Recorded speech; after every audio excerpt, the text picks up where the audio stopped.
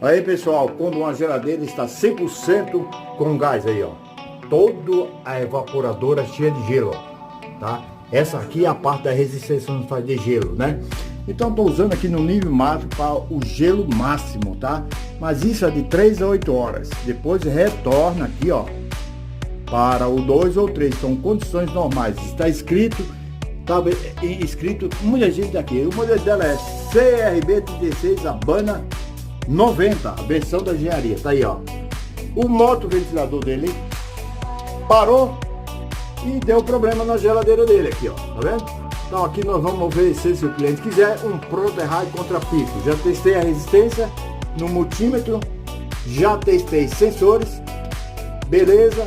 Então aqui moto ventilador, tá? Moto ventilador e sensores. Então tá tudo aqui na garantia, tudo na garantia. Sensor de degelo,